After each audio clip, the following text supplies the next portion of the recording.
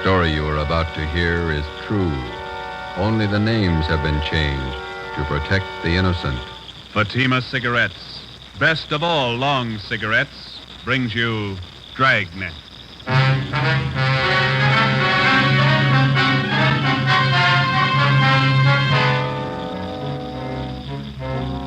You're a detective sergeant.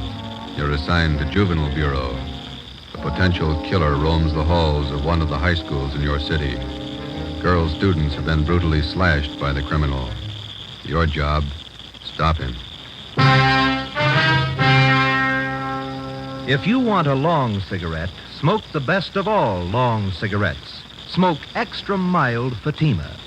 Yes, Fatima is the king-size cigarette which contains the finest Turkish and domestic tobaccos superbly blended to make it extra mild, to give Fatima a much different, much better flavor and aroma than any other long cigarette. That's why Fatima has more than doubled its smokers coast to coast. Enjoy extra mild Fatima yourself.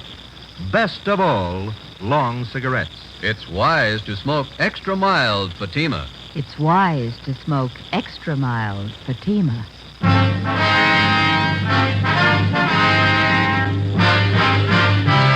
Dragnet, the documented drama of an actual crime. For the next 30 minutes, in cooperation with the Los Angeles Police Department, you will travel step by step on the side of the law through an actual case from official police files.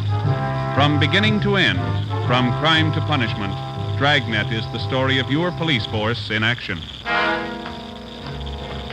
It was Thursday, November 4th. It was windy in Los Angeles. We were working the day watch out of Georgia Street Juvenile Bureau. My partner's Ben Romero. The boss is Captain Bowling, Commander Juvenile Division. My name's Friday. It was 2:45 p.m. when we got to Charter High School. Main entrance. Which way, Joe? I don't know. We can ask this boy. Hey, son, Yeah? where's the principal's office? Straight down the hall. Last door on the left. Thank you. What's all the noise about? Football rally. We're playing Piedmont today. Probably lose. Can't beat confidence like that. Kids are sure funny nowadays. Yeah. Check that sign. Mm-hmm. Junior prom. $1.25 for coffee. Makes you feel old, doesn't it? I never did go to those high school dances. How come? Couldn't dance. Wife says I still can.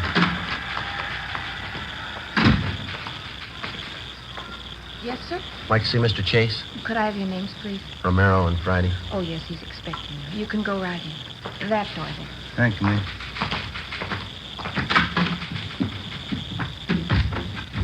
Mr. Chase?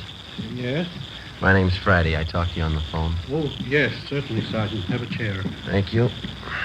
This is my partner, Ben Romero. How do you do, sir? Howdy, Mr. Chase. Sit down, sit down. Certainly glad to see you, gentlemen. I'm at the end of my rope. Would you mind briefing us, Mr. Chase? How did all this trouble start? I don't know how it started. I don't know why. But here's the result, Sergeant. This dress, bloodstains on it. Mm-hmm. What's the story? A woman stormed in here and said her daughter came home from school yesterday wearing this dress.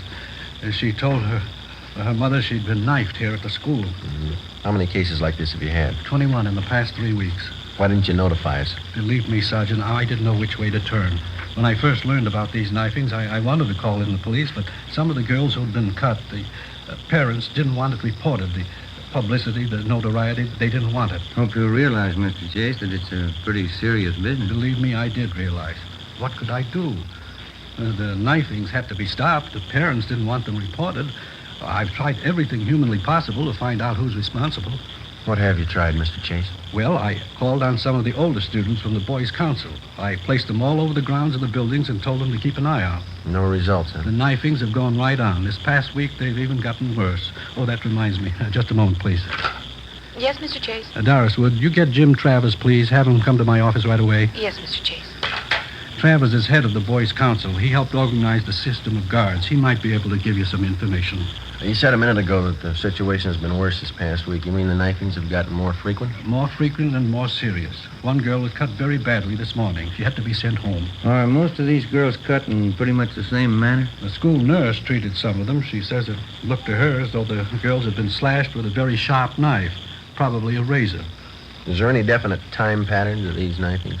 All of them happen between periods when the students change classes. The corridors are pretty well crowded, That's why it's so difficult to pin it down to any one person. I see. How about the victims themselves, Mr. Chase? Is there any set pattern there? That's what has me frightened. How do you mean? Most of the victims are rather pretty girls. Whoever's doing this seems to have a preference for them.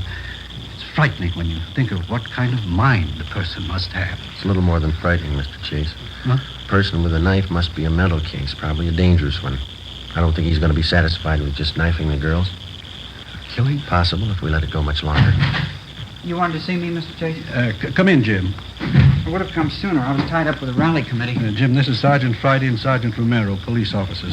Right, Jim. Hi, They're here Sergeant. to investigate the knifings. I thought maybe you'd be able to help out with some information. Well, I still have the fellows on the council watching the corridors. We haven't seen anything yet. Well, do you have any time after the rally, Jim? We'd like to have you show us around. Okay, Sergeant. Is the school nurse still in her office? I'd like to talk to her, too. I think so. Jim, when does Miss Wesley go home? 3:30 on Thursday, Mr. Chase. I'll tell her to stay on a few minutes. That's fine. We'll meet you outside the office here, huh? Okay, I'll see you later then. Right. Is school out for the day? Yes, it is. Guess we'll have to wait till morning to interview the victims. The first class is at 8 o'clock. I'll have the girls assemble in the classroom next to my office. All right, Mr. Chase. Thank you. I'll be right back, Doris. See you gentlemen out. Looks like the rally's just breaking up, huh? 3 o'clock now. The game's at 3:30. The kids certainly jam up the corridor. Come on, come on. Let us through here. Let us through, please. All right. The rest of you go about your business. Go on now. What's the matter, young lady? What's the trouble? Patty Larson, she's fainted. What's the matter with her? Look at her dress. It's covered with blood. An ambulance was called, and the injured girl was taken to Georgia Street Receiving Hospital, where she was treated for a cut on her right forearm and a deep slash across her hips. She was not in serious condition. It was the doctor's opinion that the wounds had been inflicted either by a very sharp knife or more probably a razor. A detail of plainclothesmen were dispatched to Charter High School to keep the grounds and quarters under strict surveillance until further notice. At 7:30 the next morning, policewoman Lorraine Jensen, Ben and I met at the high school with Principal Chase and Jim Travers, the head of the boys' council. By 9 a.m., all of the 21 knifing victims were assembled in one of the empty classrooms. Policewoman Jensen outlined our plan of questioning. May I have your attention, please? This isn't going to take very long, girls, but I will have to ask you to cooperate with us. Try to remember every detail of the time and the place that the knifings occurred. Do you all have a report form to write out? Yeah, they're all set. We'd like to have you write 3 things. First, exactly where you were when you were injured. After that, write the date and the time. Make that just as close as you can remember. I don't remember, do you? I don't know what to write. At the bottom of the page, write the name of the person you suspect might have cut you. Your answer will be kept confidential. Please don't compare notes with the girl next to you. We want your version, not your neighbor's. Sergeant, Yep, Travis? 5-minute warning bell. Yeah, okay. All right, Yeah, Joe. there's a recess coming up. We want to check the quarters. Can you make out alone for a little while? Sure, you two go ahead. You can check the slips when you get back. Right, let's go, Ben. Yeah.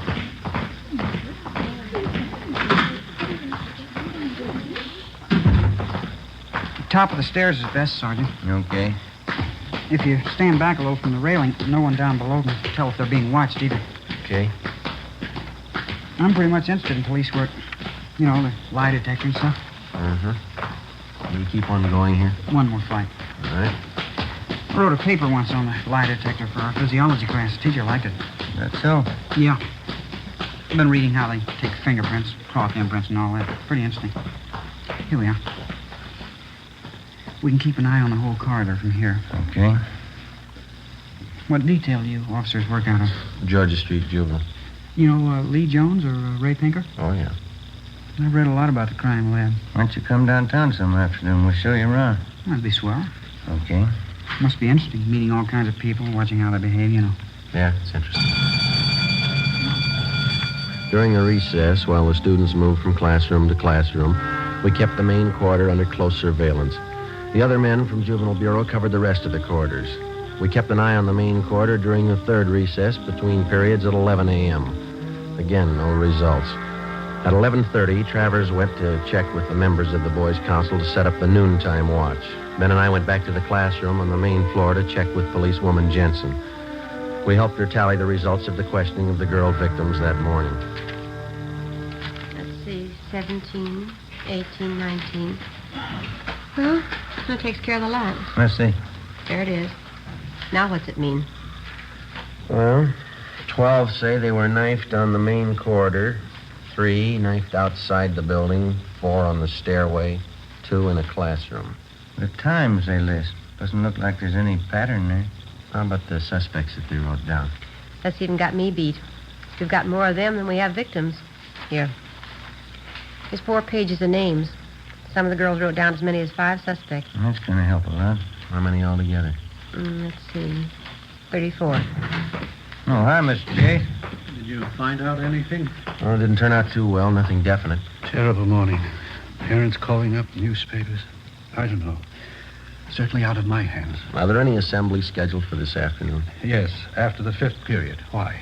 Well, I think maybe you better cancel it. Seems like every time the kids are crowded together, we just ask for trouble. All right, I'll have it canceled. Fine. Something else, Mr. Chase. Yes?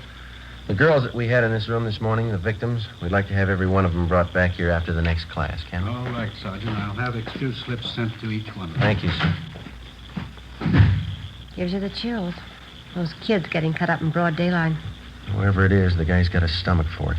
How do you know it's a guy? It's as good a guess as any. How about the school employees, the janitors, and the rest of them? Checked them all out this morning. When we get the girls back here, we'll go through the same routine. One thing we missed the last time we talked to them. Yeah? We asked them to pick suspects. We might have more luck if we have a bigger choice. Well, how do you mean? Well, instead of asking them to pick out somebody, we'll tell them to list the names of every person who was around them or near them when they were cut. It might work if we can spot a couple of repeats on the list. Sergeant, they want you downstairs. Hurry. Come on, Ben. What's the matter? It's terrible, terrible. I found her. You found who? Betty Price. Where? Downstairs, unconscious. I'm afraid. What do you mean you're afraid? I'm not sure she's alive. We located the unconscious girl in a corner of the basement near the rear entrance to the girls' locker room. She'd been cut severely about the face and arms. At Georgia Street Receiving Hospital, she was given an immediate blood transfusion. In addition to her wounds, she was also treated for shock. We questioned the victim. She stated that she did not see the person who attacked her. Later that afternoon, she was removed to her own home upon the advice of her family physician. 1:35 p.m., Ben and I got back to the high school and checked in with policewoman Lorraine Jensen. How'd the last station turn out, Lorraine? Really, a lot better. It was a good idea, Joe. Yeah? How'd we come out? Pretty good. You have the list they made out. 21 of them. Uh-huh. Each girl listed an average of 8 persons around her at the time she was knifed. Yeah? There's one name that occurs on 19 of these 21 lists. Here, Joe. Jim Travers.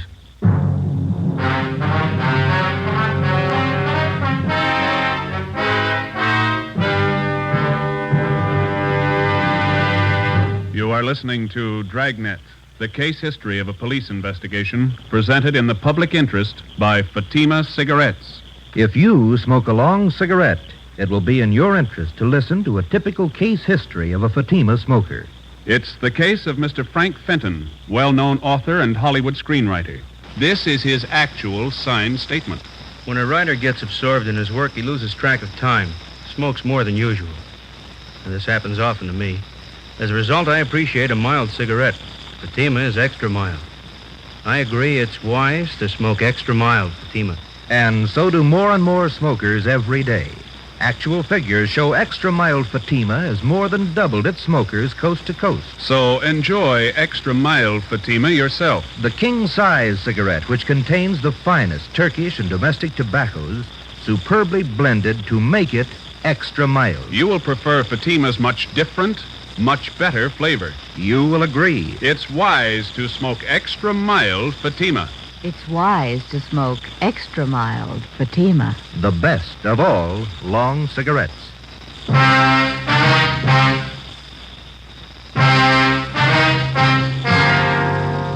Friday, November 5th, 1:45 p.m. Ben and I started checking on Jim Travers. In the registrar's files, he was listed as James Kirkland Travers, 17 years old. He was a well-known, popular student. He was a fine athlete. He was from a well-to-do family. His father was the head of an engineering firm. His mother was from one of the oldest families in the city. During his 3.5 years at Charter High, Jim Travers had maintained close to an A average in his studies. He'd been president of his class since freshman year, and he'd held numerous other class offices. We interviewed his teachers. They had nothing but praise for Travers. They tabbed him as a brilliant young man with an excellent future. We asked about Travers' friends, who he palled around with. We picked up a small lead. We were told that he had very few, if any, close personal friends among the students, but he did have one girl at the high school he was especially fond of. Her name was Barbara Ferris, a tall, dark-haired girl, exceptionally pretty. Her scholastic record was almost as high as Travers. 2 p.m. Policewoman Lorraine Jensen and I interviewed the girl in a small room off the principal's office. We're not singling you out, Barbara. We're interviewing most of the girls in the upper classes. You mean about what's been happening around school? Yes, that's right. Well, I don't know much about it. I was talking to Jim Travers last night. He's a friend of mine. He told me why you were here. How long have you known Jim Travers, Barbara? Oh, since freshman year, I guess. You go steady with him? Well, we don't like to call it that, but I guess so. We go to the dances together. Sometimes we go to the show on weekends. Do you go out with him very often? No, not very often. Jim's usually pretty busy. He studies a lot. Does he go out with other girls, do you know? Well, no, I don't. Once he went out with Betty Fisher. He said he didn't like her much. Betty's kind of a party girl. Jim likes to talk about things. You know, physiology, books, stuff like that. Do you get along with him pretty well? We get along fine. Sometimes he's moody, but I guess I am too. Could you tell us a little more about Jim? What's he like? Well, what do you want to know that for? Is there anything wrong? No, it's just routine questioning, Barbara. We have to check on everybody. Oh, I see. Well, Jim's certainly all right.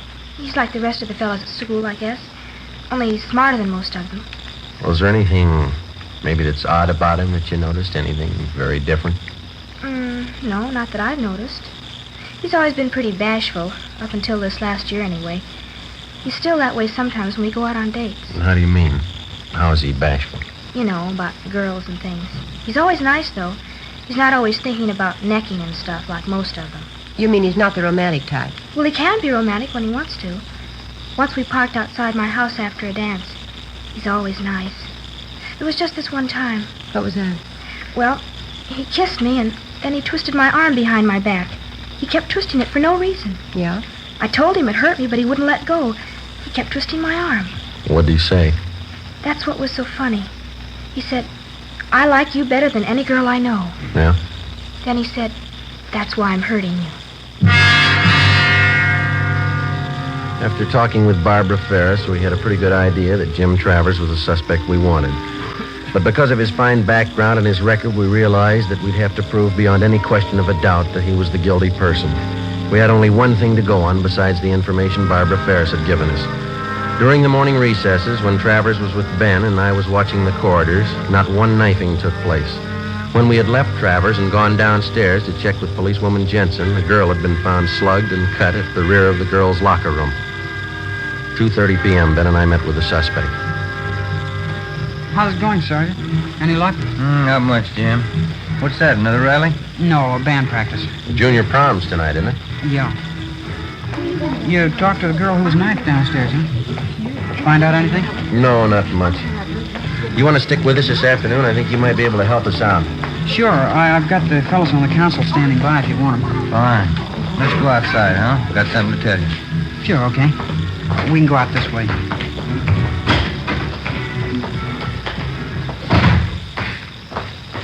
I certainly appreciate your letting me tag along. Hope I can help you. I think you can, Jim. So when we talked to those girls this morning, we drew up a new list of possible suspects. Yeah? Funny thing, one of the names on the list was yours. Well, I've got nothing to hide. Well, we'll make a systematic check of each name on the list and start with yours. Well, will we have to go on the lie detector? I'd like to try that. I never saw one. Only pictures of it. No, you won't have to go through that. It'll just be a couple of questions, and then we're going to check your locker. Okay, I'd be glad to show you. Does this take us to the locker room? Yeah, we can cut through here. Say, when we were questioning those girls this morning, some of them said that they saw you in different parts of the building when the knifings took place. What do you mean? Well, your location didn't exactly jibe with your classroom schedule. In other words, your class was on the 3rd floor, but you were seen down in the main corridor. Now, how do you account for that? Well, you see, I usually take walks between periods. Sitting in classrooms makes me nervous sometimes, you know. Here, I'll get the door. Any other questions I can answer, Sergeant? No, that's all.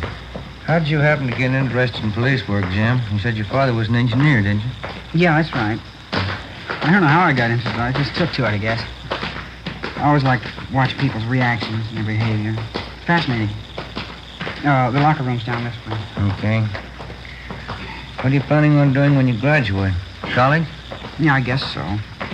Dad wants to send me to MIT. It's a good school. Yeah. Say, if you ever have the time, I'd sure like to see some of the ballistics equipment down at the police crime lab. I've read up on ballistics quite a bit, too. Oh, is that so? Yeah. The polygraph lie detector. That's my favorite, though. Wonderful machine. Imagine charting positive and negative reactions like that. It's marvelous. Yeah, it is. Say, have either one of you ever read Dawson's treatise? I think it's called The Psychology of the Criminal Mind. You ever read it? I think we had that in training, didn't we, Ben? Something like that, yeah. How about Criminal Behavior and Its Basis, Maxwell's book? Did you ever read that one? No, I don't think I did. It's a great book. I got quite a few textbooks on crime. There's one on sex crimes I just got. It's very good. This the locker room? Yeah, I almost went past it. My locker's down this way. How do you shave, Jim? You use an electric razor or a safety razor? Me? Electric razor. They're the best. Yeah, they're a lot easier to use. Here it is. I'll open it for you. All right. Ben, you got those envelopes? Oh, yeah. Yeah, they are. Okay, would you step aside there, Jim? Yeah, sure. We'll get some dust scrapings from the shelf here. All right, there you are, Ben. You want to mark it? Yeah. Jim Travers, dust scrapings from locker. All right. Let's see here. Here's some more scrapings from the bottom of the locker this time, huh? Okay, I'll seal these envelopes. Oh, here's a nail file. Okay, Jim. Now, will you hold out your right hand? Oh, yeah, okay. Hold an envelope under his hand, will you, Ben? Catch the nail scrapings. Yep, here we are. Say, what's all this for, Sergeant? Oh, it's just routine with everybody, Jim. Just gonna take some sample specimens to run through the spectrograph. The spectrograph? Now, let me scrape that middle fingernail a little. Oh, okay. That's it. Now the index finger. What about the spectrograph? We use it all the time. Well, it won't work in a case like this, will it? All right, that's all for the right hand, Ben. Don't forget to mark the envelope. Yep. Some Jim Travers, scrapings from fingernails of right hand. There we go. All right, now the left hand, Jim. Yeah. No, we don't know if this is going to work or not. It's worth a try. We'll know this afternoon. This afternoon? Yeah. We'll have to run you through on the machine. Hold the envelope a little closer, Ben. Oh, yeah. Well, how's it going to help you? It might tell us what you had for breakfast a week ago. It might tell us what kind of clothes you wore 3 days ago. The kind of objects you came in contact with. Oh. Well, what kind of principle does it operate on? Oh, I don't know. We can ask Lee Jones. Here, let me get the scrapings from your thumb. All right, there it is. Now seal it and mark it, Ben. Huh? You want to call the office and tell them we're on our way in? Yeah, I'll be in that room right next to the principal's office. Okay. You can close your locker, Jim. That's all. Yeah, all right. We'll check the things in your pockets when we get to the crime lab. Let's go. That spectrograph must be a marvelous machine. Well, it's worked for us a lot of times. We've got evidence on a suspect that either convicts him or clears him. You'll probably get a kick out of it. I'd like to see it. You say it tells you everything a person's come in contact with, huh? Yeah, that's right. Could it tell you how I shave? Well, how do you mean? I mean, with an electric razor or a safety razor. Oh, yeah, sure. That's one of the primary things. I don't know exactly how it works, but it does the job. We'll get Lee Jones to explain it to us. Out this door. We can cut across the courtyard. Oh, these are sure nice grounds. Will they keep me long downtown, Sergeant? What do you think, Jim? You know, the strange part about these knifings out here... What's that? Whoever's responsible probably doesn't even realize what he's doing. No. Mentally, he's sick. He's very sick. Best thing for him would be a doctor. Mm-hmm. Just like any other sickness, it's not going to get better by itself. Yeah. The only trouble is he's just getting his appetite up with these knifings. Now, if he goes much longer... How about that spectrograph, Sergeant? Say, for instance, well, if I happen to hold a knife in my hand, or maybe a razor. Oh, yeah, that'd show on the machine. We go in here? Yeah, huh? It's a terrible thing. Whoever it is. Terrible thing. Yes, it is. In here, Jim.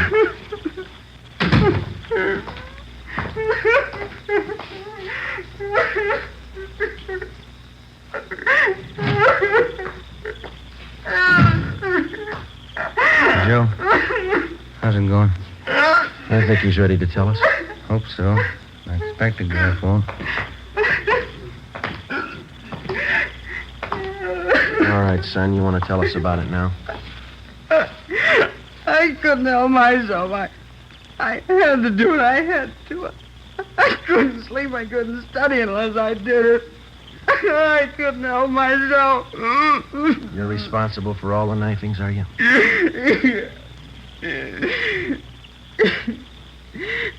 You knew, didn't you? Who told you? You told us, Jim. I'm glad you caught me. It was getting worse.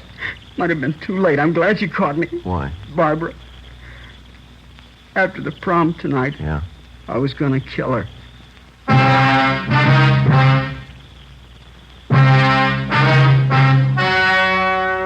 The story you have just heard was true.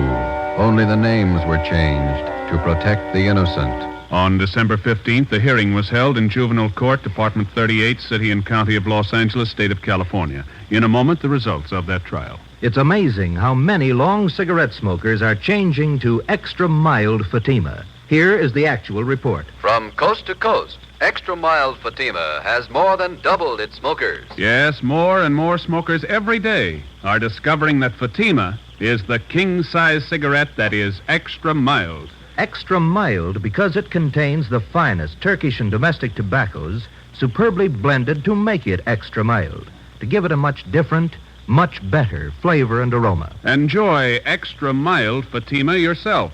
Best of all long cigarettes. It's wise to smoke extra mild Fatima. It's wise to smoke extra mild Fatima.